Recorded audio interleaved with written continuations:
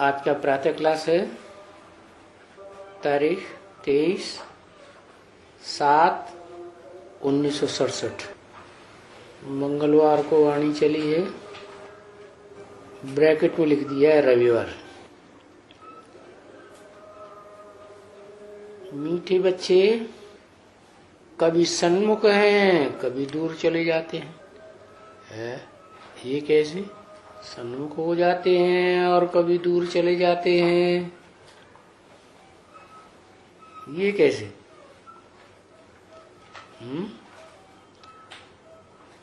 मनसा से दूर चले जाते हैं माने शरीर से बाबा के पास रहते हैं। गोसून कमसून माने शरीर से गोसून कमसून, जो कमसून करते हैं तो बाबा के सन्मुख आ जाते हैं, और गोसून करते हैं तो दूर चले जाते हैं, ये मतलब। लेकिन बोला है मीठे बच्चे। मीठे बच्चे कभी भूत प्रेत बनते हैं क्या? बनते हैं? नहीं। फिर यहाँ तो सन्मुख ब्रह्मा बाबा बैठा हुआ है देह से। ब्रह्मा बाबा के बच्चे भी ऐसे ही होंगे, देह से सन्मुख बैठे हैं, बुद्धि पता नहीं कहाँ जाती है, ज्ञान की बात तो पकड़ती नहीं पूरी। सबसे उन बच्चे मीठे हैं। अच्छा, इसका मतलब विजयमाला की जो हेड है, जो ब्रह्मा बाबा के सन्मुख ही रहती है, देह से भी आत्मा से भी, वो सर्विसेबल नहीं है या है? वो है सर्विसेबल। और जो मीठे बच्चे हैं वो मीठे बच्चे किस अर्थ में कहा?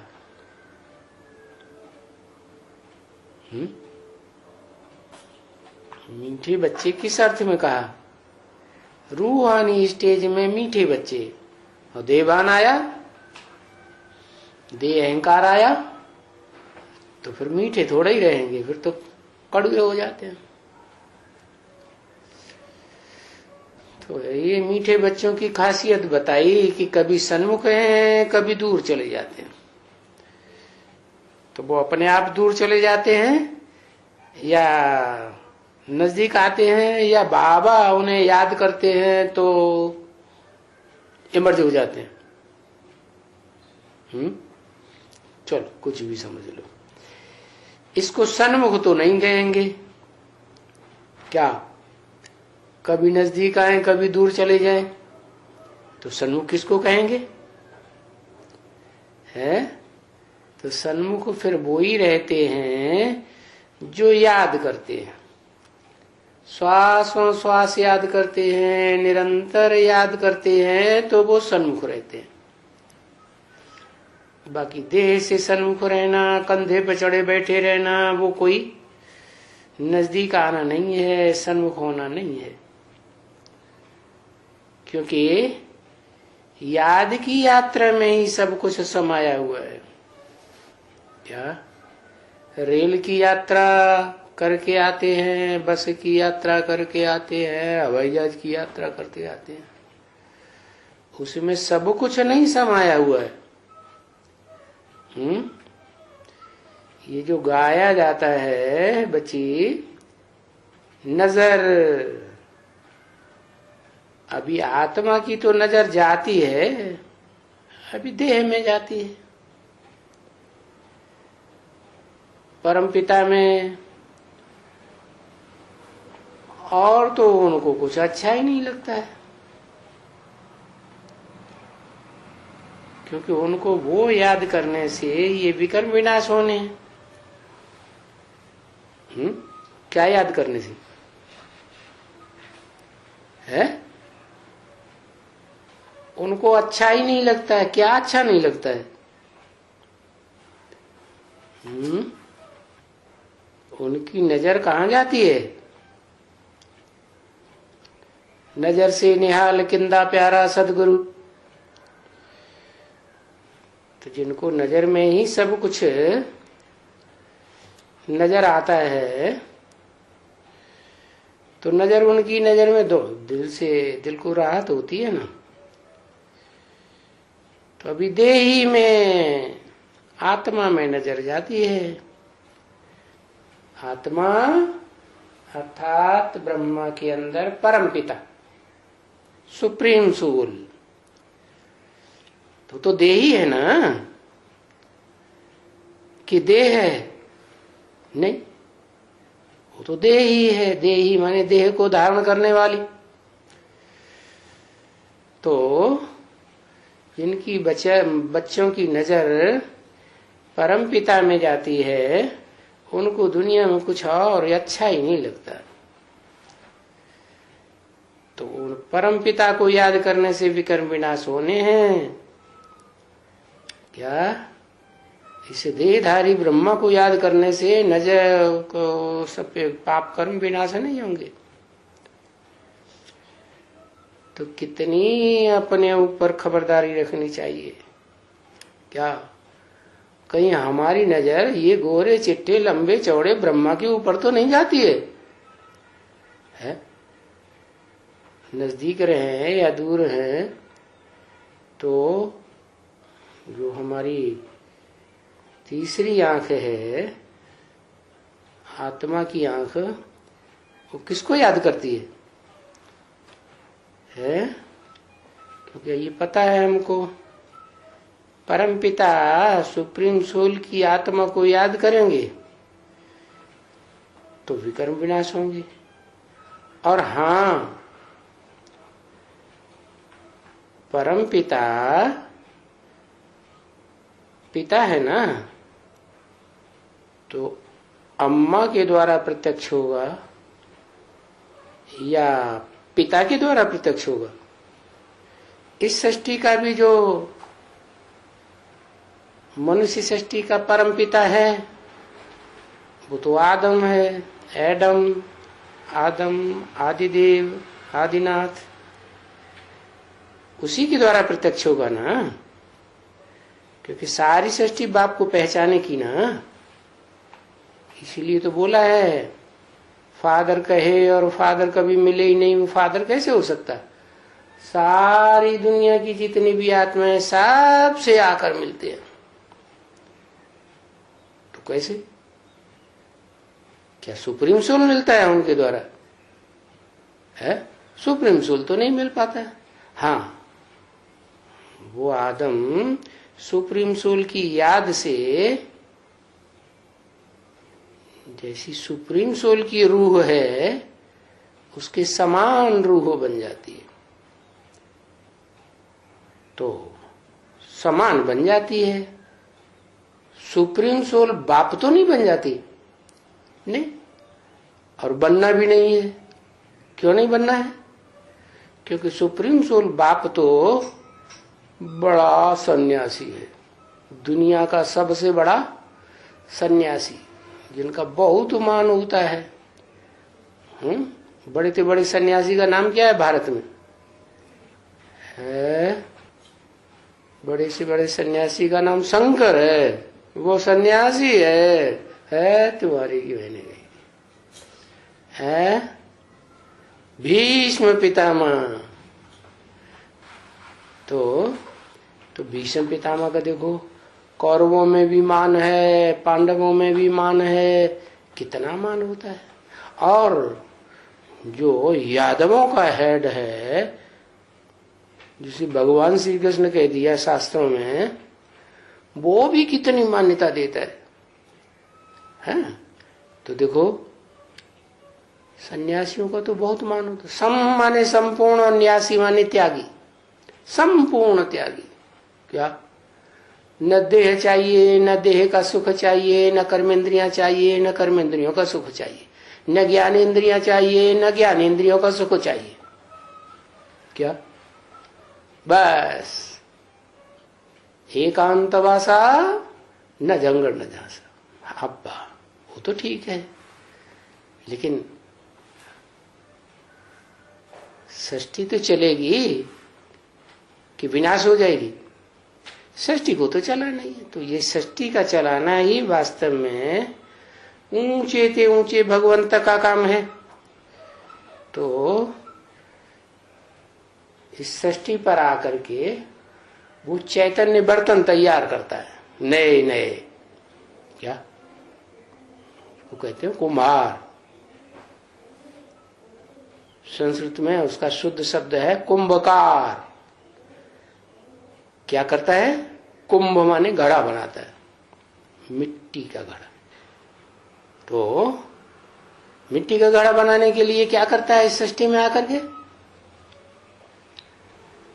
वो उसके पास क्या चीज है जो मिट्टी के घड़े बनाता है, और वो घड़े बर्तन जिन्हें पात्र कहा जाता है, बस बढ़िया बढ़िया ज्ञान सुनाते रहते हैं।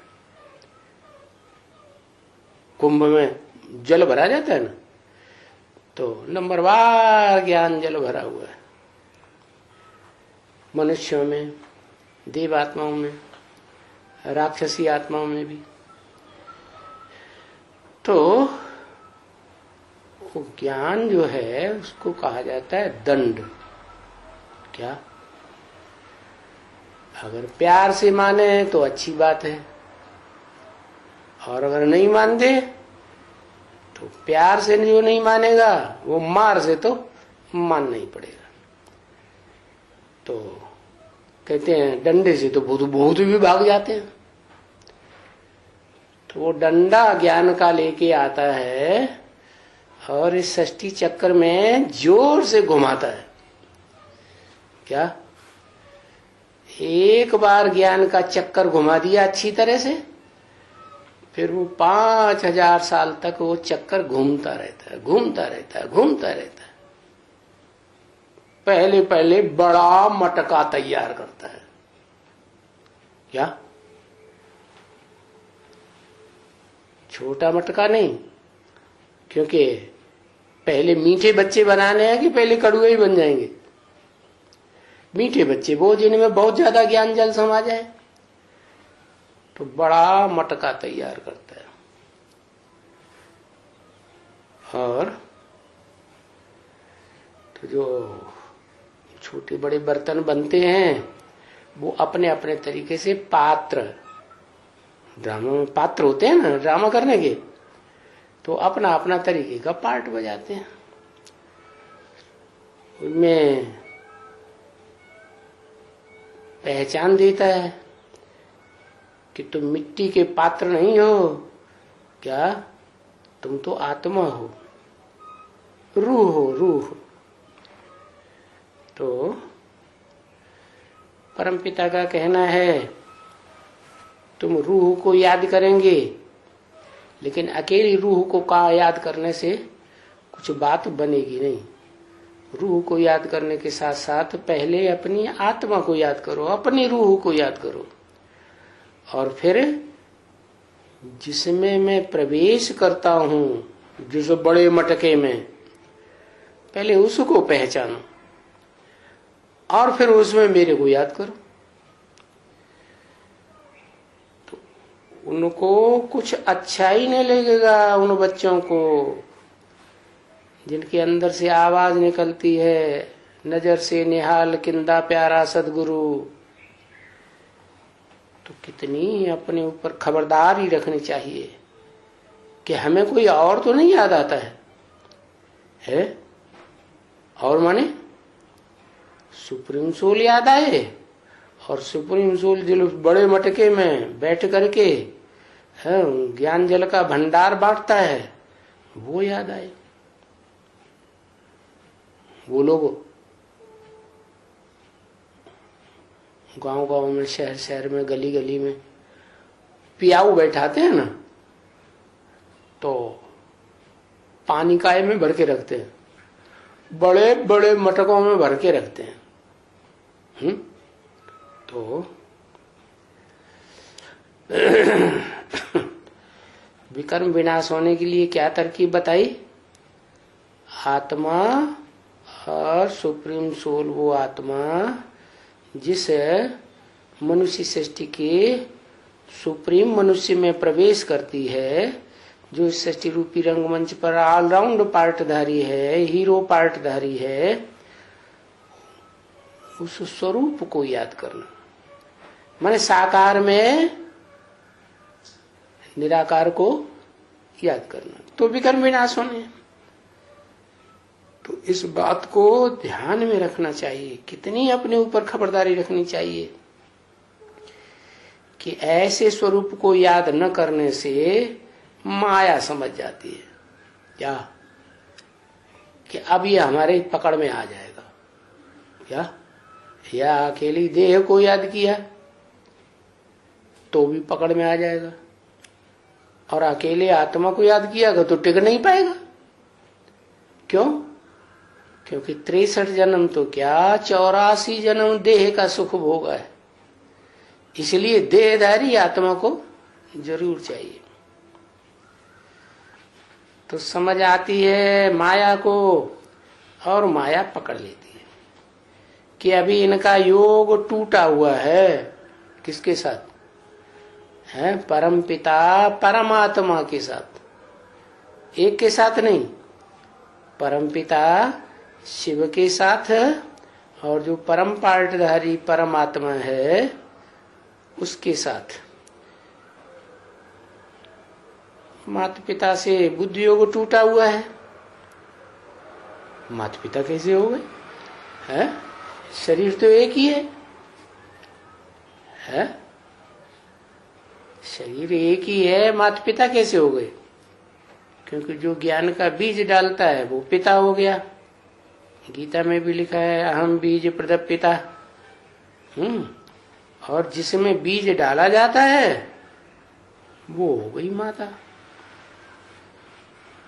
तो मूल रूप में ये माता पिता का संपन्न रूप हुआ, जिसे भारतवर्ष में कहते हैं शिवलिंग। क्या? शिव बाप, और लिंग तो उनको होता ही नहीं, देह नहीं होती है तो इंद्रियां कहां से होंगी? तो जिस लिंगधारी में प्रवेश करते हैं वो दोनों मिलकर के तब कहे जाते हैं माता पिता का कंबाइंड रूप शिवलिंग। उस माता को फिर कहते हैं हिरण्यगर्भ। हिरण्य माने सोना, गर्भ माने जिसमें बीज डाला जाए। तो वो जो शरीरधारी व्यक्तित्व है वो शरीर हो गया हिरण्यगर्भ। लाल लाइट का गोला दिखाते हैं ना यादगार में, सोमनाथ मंदिर में लाल लाइट के गोला पत्थर के रूप में दिखाया, लाल पत्थर, और उसमें आत्मा दिखाई गई है हीरे के रूप में। तो हीरा कोई शिव नहीं है, क्योंकि शिव हीरा थोड़े ही है, न हीरा है, न मोती है, न पन्ना है, न माणिक है। वो तो उसकी गिनती कोई रत्न में होती नहीं, तो सबसे न्यारा है। तो उसको जो बहुत याद करता है तो 100% याद की स्टेज में पहुंचे तो वो शिव समान बन जाता है।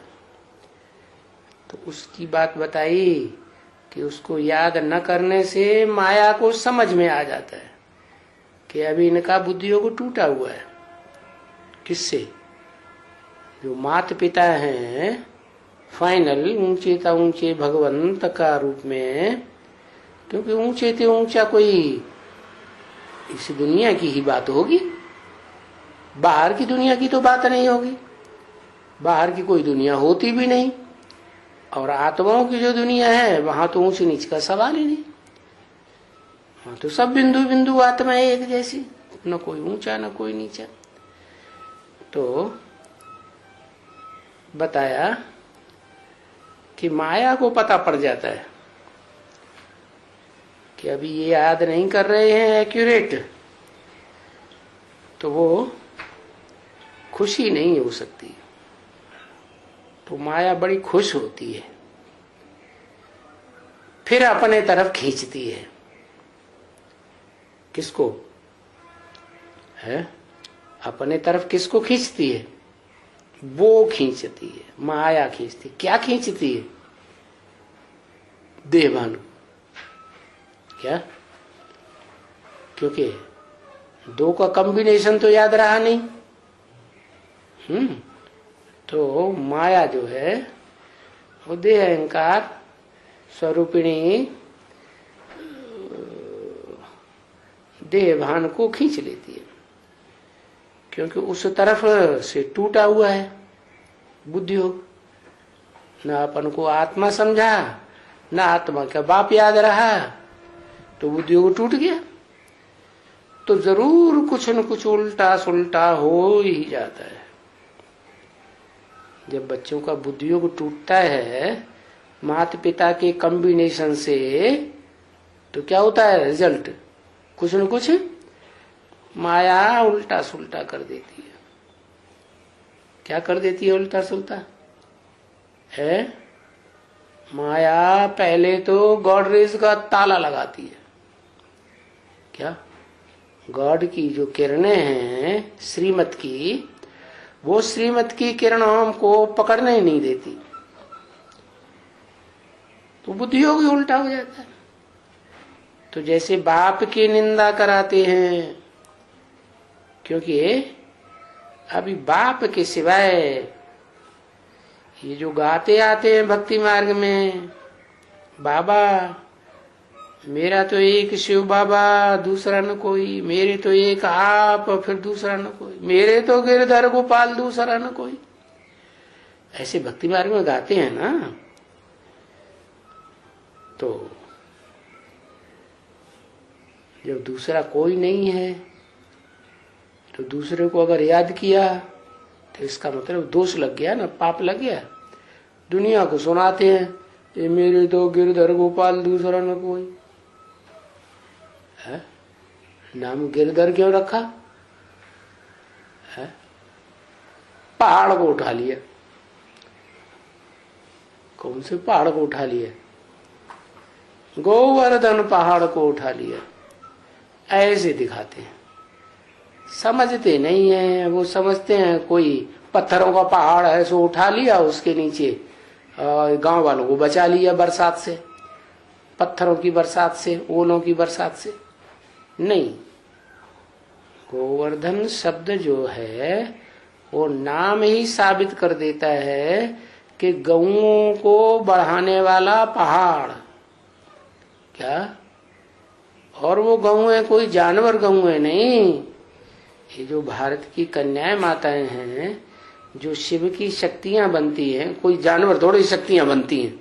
शिव शक्तियां गाय बैल भैंस बनेंगी शिव शक्तियां? वाह भैया वाह, शिव जी महाराज गाय बैल भैंस को भी नहीं छोड़ते, उनको भी अपनी शक्ति बना लेते हैं।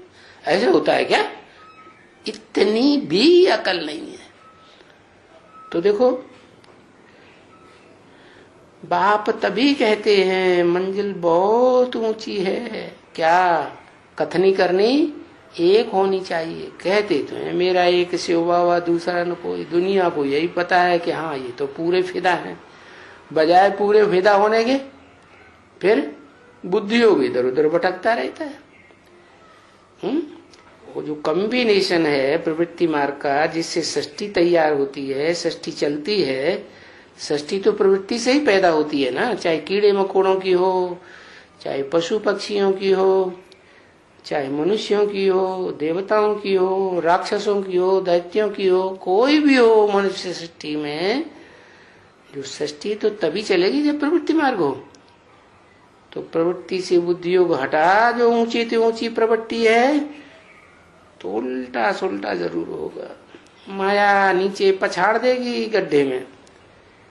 तभी बाप कहते हैं मंजिल बहुत ऊंची है। कब ऊंची है? अगर बाप को याद नहीं किया एक्यूरेट, तो समझ लो मंजिल बहुत ऊंची है। काम करते बाप को याद करना, ये है ऊंची से ऊंची मंजिल। क्या कहा? बैठ करके याद करना, ये कोई ऊंची मंजिल नहीं है। ये तो सन्यासी भी कर लेते हैं। सन्यास बड़ा या गृहस्थ धर्म बड़ा? भगवान ने किसको ज्ञान दिया? गृहस्थी अर्जुन को ज्ञान दिया या विद्वान पंडित आचार्यों को ज्ञान दिया, भगवान तो मिलता ही है गृहस्थियों को। तो जो गृहस्थी मार्ग में हैं उनको तो ये ध्यान देना चाहिए कि सृष्टि के जो मूल रूप में माता पिता हैं उनका जो स्वरूप संसार में पूजा जाता है, दुनिया की बड़ी बड़ी खुदाइयों में भी मिला है, सबसे जास्ती लिंग मूर्तियां मिली हैं, भारत में भी गांव-गांव में शहर शहर में वो रूप पूजा जाता है जो माता पिता का कॉम्बिनेशन का स्वरूप है। कौन क्या है? शिवलिंग। तो शिवलिंग तो पत्थर का लिंग बना दिया, यादगार है, वास्तव में उसका भाव समझना है। नाम ही है शिवलिंग, तो जैसा काम वैसा नाम होगा ना। लिंग माने कोई पुरुष है और शिव माने उसका, शिव तो एक का ही नाम है आत्मा का, जो सदा कल्याणकारी है, कभी अकल्याणकारी बनता नहीं। ऐसे नहीं कि सृष्टि के आदि में तो कल्याण कर दे आत्माओं का, सबको मुक्ति जीवन मुक्ति प्राप्त कराने में बड़ा सा योगी बन जाए और लास्ट में जाके सबका संहार कर दे, तो सदा कल्याणकारी हुआ? बिल्कुल नहीं हुआ। सदा कल्याणकारी तो एक शिव है जिसको कहा जाता है सदा शिव। सत्यम शिवम सुंदरम, सदा सत्य है, सदा सुंदर है, और सदा कल्याणकारी है। तो उसे प्राप्त करने के लिए क्या करना है? बैठ के याद करना कोई बड़ी बात नहीं। कर्म करते भी बाप की याद रहे और प्रैक्टिकल स्वरूप की याद रहे। ऐसे नहीं कि आत्माओं का बाप शिव बाप याद कर लिया या मनुष्यों के बाप को याद कर लिया, शिव बाप भूल गया, नहीं चलेगा। ये कोई प्रवृत्ति मार्ग की याद नहीं हुई। तो ये है ऊंची थी ऊंची मंजिल। अब समझा ही नहीं है कि शिवलिंग क्या है, क्यों भारत में इतनी मान्यता है, इतने मंदिर क्यों बने हुए हैं यादगार, क्यों दुनिया की खुदाइयों में चारों ओर लिंग मूर्तियां मिली हैं सबसे जास्ती तादाद में, समझ ही नहीं है। तो पहले तो गहराई से समझना है कि वो प्रैक्टिकल रूप क्या है। सिर्फ यादगार पत्थर का लिंग को नहीं देखना, प्रैक्टिस करनी चाहिए इसमें बहुत अच्छी। पहले तो ध्यान से सुनना है क्या कि ब्रह्मा मुख से जो वेदवाणी निकली, विद माने जानकारी सच्चाई की, उसको ध्यान से सुनना है और फिर बुद्धि से फैसला करना है, परखना है। दुनिया कहती है वो सत्य है या जो बाबा ब्रह्मा के मुख में बोल रहे हैं वो बात सत्य है। तो जब पक्का निश्चय हो जाता है तो पता चल जाता है कि हमारी ऊंची थी ऊंची मंजिल क्या है, जहां हमें याद की यात्रा से पहुंचना है। तो बहुत अच्छी प्रैक्टिस करनी चाहिए, नहीं तो कोई न कोई हालत में कुछ न कुछ निंदक बन जाते हैं। क्या अगर बढ़िया प्रैक्टिस नहीं करेंगे तो आगे चल के क्या होगा? अभी भी होता है, आगे भी होगा, कोई न कोई निंदा करते। जैसे ज्ञान में आते हैं, उल्टा पलटा कर्म किया, निंदा चालू हो जाती है। ऐसे नहीं कि निंदा बाद में ही होती है, बाद में तो जोर शोर से निंदा होगी, क्योंकि मनुष्य जो है वो सामाजिक प्राणी है।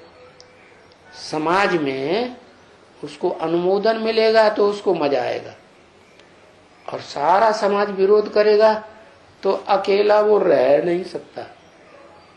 रह सकता है? बिल्कुल नहीं रह सकता। तो कोई न कोई हालत में कुछ न कुछ निंदक बन जाते हैं, कभी कम बनते हैं, कभी सारी दुनिया निंदा कराते हैं, निंदा के पात्र बन जाते हैं कराने के। उल्टा काम करने से बाप आकर के उल्टा काम सिखाते हैं। क्या, किस तरफ इशारा दिया? उल्टा काम क्या है और सुलटा काम क्या? अरे उल्टा काम है नीचे गिरना गड्ढे में, और सुलटा काम है ऊपर जाना। तो बताया, फिर गाया हुआ है कि सदगुरु निंदा कठोर न पावे। सदगुरु की निंदा कराने वाला, उसके पास प्राप्ति कुछ नहीं होती है, कोई ठौर नहीं मिलता। जो नई दुनिया आने वाली है वहां भी ठौर नहीं मिलेगा, और इस दुनिया में भी वो सुखी नहीं रह सकता। दोनों दिन से मारे गए, तो फायदा क्या हुआ? सदगुरु की निंदा ऐसे नहीं कि मुख से ही निंदा कराई जाती है, ये ऐसे कहता है, ये ऐसे करता है, ये वैसे करता है, वो वैसे करता है, बोलते हैं ना। तो मुख से ही नहीं निंदा होती है, कर्मेंद्रियों के कर्म से भी निंदा होती है, संकल्पों से भी निंदा होती है। समझो कोई झगड़ते हैं, आपस में लड़ते हैं, तो पहले मन में विरोधाभास आता है या पहले वाचा में आता है? पहले मन में विरोधाभास आता है, अंदर अंदर अंदर अंदर खूब विरोधी संकल्प चलते हैं। फिर नहीं रोक पाते हैं तो वाचा से निकल पड़ते हैं, और वाचा से निकलते हैं तो वाचा की लड़ाई होती है। वाचा की लड़ाई में कोई जवाब नहीं मिलता, एक दूसरे का विरोध करते हैं, मन मिलता नहीं है, मतभेद होता ही है हर एक में, तुंडे तुंडे मत भिन्नता होती ही है। तो फिर क्रोध आ जाता है, फिर हाथ पांव हाथापाई शुरू, एटम बमबाजी शुरू। ऐसे नहीं हाथापाई तक ही छोड़ देते हैं, बस जो कर पाएंगे सो करेंगे, करना या मरना, अपनी बात को पक्का रखने के लिए इतना अड़ जाते हैं। तो मान लो कोई झगड़ते हैं, लड़ते हैं आपस में, तो वो क्रोध है घर में, वो है हद का घर, और ये वसुधैव कुटुंबकम है बेहद का घर, जो बाप आकर बनाते हैं। तो इस घर में तो बड़ी खबरदारी रखनी है। कौन से घर में? जो बेहद का घर बाप आकर बना रहे हैं, वसुधैव कुटुंबकम, इसमें तो बड़ी खबरदारी रखनी है। अगर कोई चाहे कि मैं इतना ऊंच पद पाऊं, किस तरफ इशारा किया इतना कह के?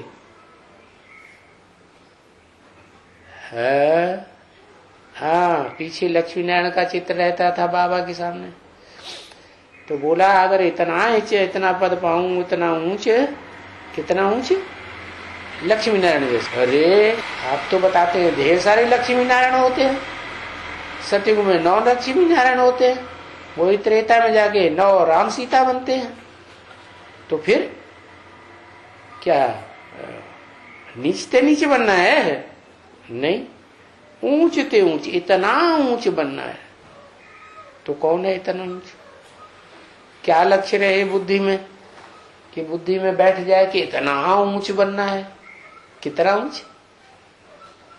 अरे Lakshmi Narayan ji first, second, third, fourth, जैसे एडवर्ड सेकंड, थर्ड, फोर्थ, ऐसे कौन से नंबर का बनना है? 2 नंबर का बनना है। अरे 2 नंबर तो कितना खराब माना जाता है, 2 नंबर का माल है, डुप्लीकेट है, सच्चा नहीं है, इसकी कीमत कम है, तो जरा ध्यान से लेना, ऐसे कहते हैं ना। तो इतना ऊंच पद माने कितना ऊंच पद है? नर से नारायण जो डायरेक्ट बनते हैं वो पद चाहिए, नहीं तो बीच में फिर प्रिंस बनना पड़ता है। जिनको प्रिंस बनना पड़ता है वो फिर संगम को पहले भूत प्रेत बनते हैं क्या, तब फिर प्रिंस बनेंगे। क्योंकि प्रिंस बनेंगे तो कोई न कोई देहधारी के बच्चे बनेंगे, देह धारण करने वाली आत्मा के बच्चे बनेंगे। आज नहीं तो कल देह को धारण करना ही हर आत्मा को है। जो देह धारण करेंगी वो सभी आत्माएं भोगी तो होती ही है। तो बताया जो ज्यादा भोग भोगते हैं, खींच खींच के भी भोग लेते हैं, तो फिर उनको तो भूत प्रेत का पद मिलता है। तो इतना ऊंच पद का मतलब है, इतना ऊंच पद है जो आदि नारायण का पद था, जिससे वो पहले कोई नारायण होता ही नहीं। तो जैसे भक्ति मार्ग में कहते थे मेरा तो एक, फिर दूसरा न कोई, ऐसे ही ज्ञान मार्ग में पक्का करके दिखाना। भक्ति मार्ग में तो कहना कहना होता है, कथा वार्ता होती है, सुनते रहो सुनाते रहो, लक्ष्मी नारायण कोई बनता तो है नहीं। घर घर में लक्ष्मी नारायण की कथा होती है, सुनते हैं, जरूर जाएंगे कथा सुनने के लिए, फिर कोई बनता है नहीं। कैसे बनेंगे? झूठी कथा सुनने से बनेंगे या सच्ची कथा सुनने से बनेंगे? सच्ची कथा सुनेंगे तो सच्चे सच्चे सच्चम सच्च लक्ष्मी नारायण बनेंगे। वो तो पंडित जी झूठी कथा सुनाए देते हैं, लीलावती, लकड़हारा, लकड़बग्गा, उनकी कहानी सुना दी। अरे लक्ष्मी नारायण के भी तो जीवन कहानी को सुनाओ, सो कुछ नहीं। तो फिर लक्ष्य ही बुद्धि में नहीं बैठा होगा कि मुझे कितना ऊंच पद पाना है, तो लक्षण आएंगे? बिल्कुल नहीं आएंगे। तो उस एक का लक्ष्य पकड़ना चाहिए। वो लक्ष्य भी सो कैसे पकड़ेंगे? वो भी पकड़ने का तरीका चाहिए ना। तो फिर बाप समझाते हैं अपने गृहस्थ व्यवहार में रह करके, यह कर करके भी तुम क्या गृहस्थ व्यवहार में रहो, और गृहस्थ व्यवहार में रह करके भी तुम ये ऊंची पद पा सकते हो। क्या मतलब है? मान लो मनुष्य सृष्टि का बाप आदम जगत पिता ही है, तो उसको ये लक्ष्य दिया कि अपने घरग्रस्त व्यवहार में रह करके भी तुम इतना ऊंच पद पा सकते हो। तो उसका घरग्रस्त व्यवहार कहां से शुरू हुआ? जगत पिता का जगत व्यवहार तो जगदम्बा से है।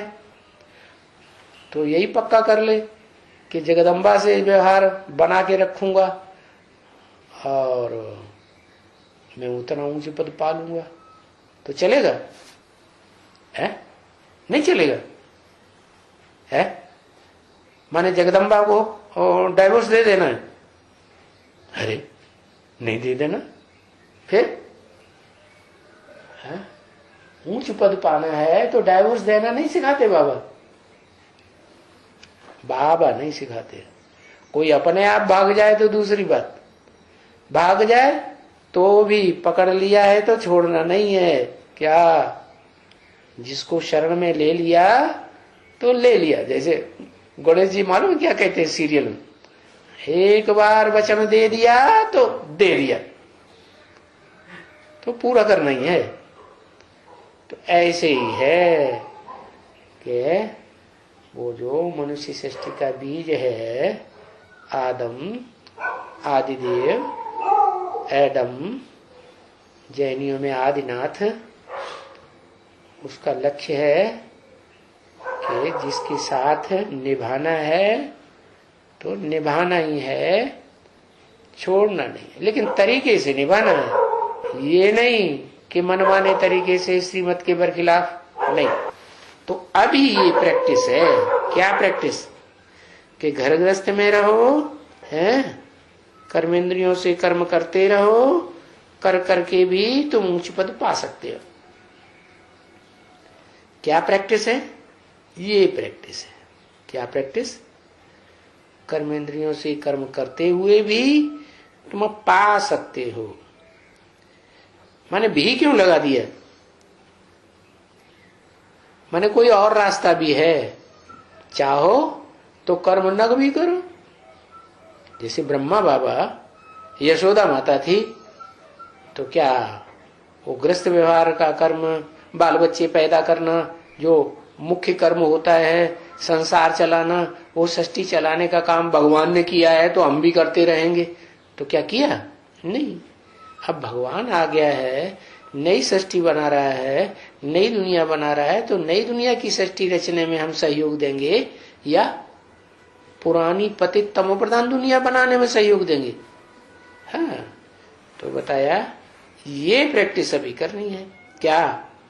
भले घरगृहस्थ में रहो, कर्म भी कर्म इंद्रियों से करो, लेकिन फिर भी क्या बुद्धि हो उस बेहद के बाप के साथ लगाओ।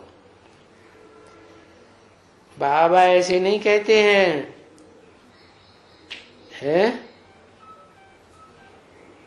कि अभी किसको वो सब हो गया है संपूर्ण। किसी बच्चे को ऐसे कहा मुरली में, बच्चे तुम संपूर्ण हो गए, तुम्हारा पुरुषार्थ पूरा हो गया, ऐसे कहा क्या? नहीं, मना अभी नहीं कहते हैं किसी को। इसका मतलब क्या हुआ? आगे चल के बाबा कहेंगे अब तुम्हारा पुरुषार्थ संपूर्ण हो गया, खेलो फिरो, घूमो फिरो, मस्त रहो। क्या? अब तुम्हारी प्रैक्टिस पक्की हो गई, 100% कर्म करते हुए भी तुम्हारे ऊपर को कर्मों का कोई लेप छेप नहीं लगेगा। तो अभी नहीं कह सकते, माने अभी नहीं कह सकते हैं, वो टाइम आने वाला है कि बाबा बच्चों को बताएंगे कि अब तुम इस नंबर पर संपूर्ण हो गए। कोशिश समझ करके ऐसे ही करनी चाहिए कि हम देह अभिमानी बनने से कुछ न कुछ हम उल्टा काम जरूर करते हैं। क्या बनने से? अपन को देह समझने से। अपन को आत्मा समझेंगे, उस प्रैक्टिकल स्टेज में टिकेंगे। सिर्फ समझने और बोलने की बात नहीं, प्रैक्टिकल में सच्चम सच्च टिकने की बात है कि मैं ज्योति बिंदु आत्मा हूं। तो उल्टा काम होगा ही नहीं, क्योंकि जहां आत्मिक स्थिति है वहां आत्मा का बाप तो जरूर होगा। तुम मुझे जितना याद करते हो मैं तुम्हारे साथ रहता हूं। तुम मुझे माने क्या? मैं माने बिंदी। मैं कौन हूं? बिंदी।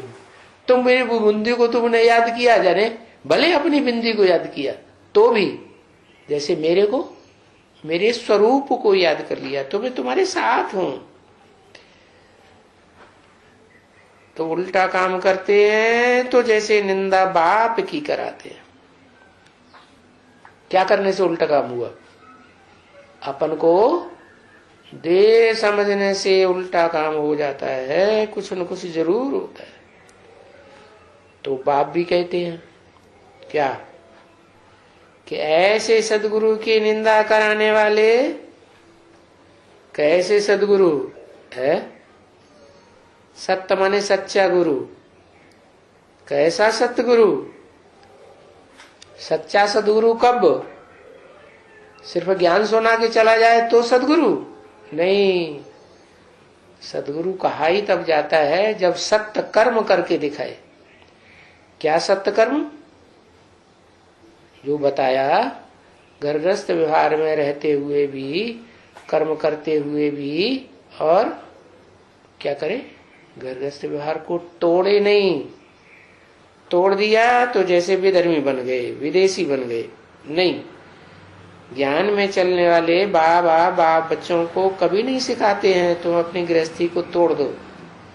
ऐसे नहीं, ये सच्चा सदगुरु बन के आता है तो सिखाता है कि जो सदगुरु के रूप में इस संसार में प्रत्यक्ष होता है वो सच्चा कर्म ही करके दिखाएगा।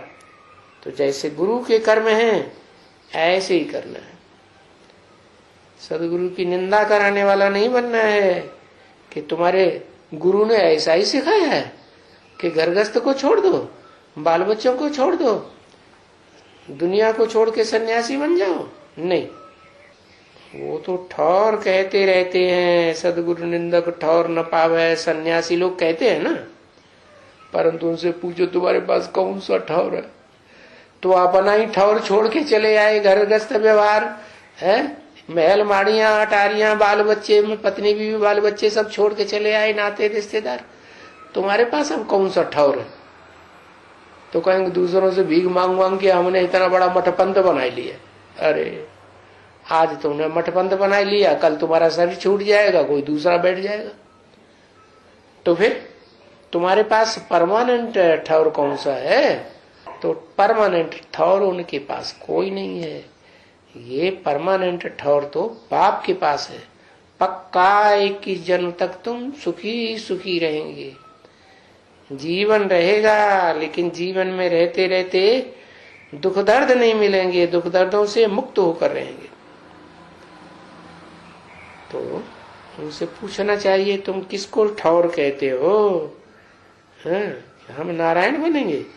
अरे तुम तो नारायण की पूजा भी नहीं करते हो, मुझे समझते भी नहीं नारायण को। इतना बोलते हो मुख से ओम नमो नारायण, भिक्षा लेने के लिए। क्या? क्योंकि जानते हो नारायण और लक्ष्मी तो प्रवृत्ति मार्ग के थे। प्रवृत्ति मार्ग वालों का नाम नहीं लेंगे, उनका नाम बुलंद नहीं करेंगे तो हमें भिक्षा भी नहीं मिलेगी। तो या वो किसकी पूजा करते हैं सन्यासी लोग? नारायण की पूजा नहीं करेंगे कभी, कृष्ण की। वो पूजा करते ही है निराकार की। तो नारायण बनेंगे या लक्ष्मी बनेंगे, ऐसा कोई ठौर है तुम्हारे पास स्वर्ग का? भाई वो तो नहीं तुमको मिल सकेगा। क्यों नहीं मिल सकेगा? है? वो अगर रहना है तो फिर ये सन्यास छोड़ करके फिर अपनी घर गृहस्थी में आ जाओ। कौन सी घर गृहस्थी? वो ही घर गृहस्थी में जिसमें तुम पहले थे, वहीं जाके ना करो। माता जी तुम्ही से हमें सब कुछ प्राप्ति होगी। क्या? माता गुरु बनाओ। क्या करो? माता गुरु बनाओ। नहीं तो तुमको वो लक्ष्मी नारायण पद नहीं मिल सकता। इसलिए अभी से ही पुरुषार्थ करते रहो। क्या पुरुषार्थ? मेरा तो एक शिव बाबा, दूसरा न कोई। बुद्धि योग की बात है, क्योंकि उसमें तुम बहुत शीतल बन जाएंगे। क्या? इतनी शीतलता आ जाएगी कर्मेंद्रियों में, जितनी शीतलता और कोई भी दुनिया में आ नहीं सकती, सिवाय मनुष्य सृष्टि के पाप के। तो बाप तो नहीं बनना है? बाप का बड़ा से बड़ा बच्चा बनना है या बाप बनना है? बच्चा बनना है ना। ओम शांति।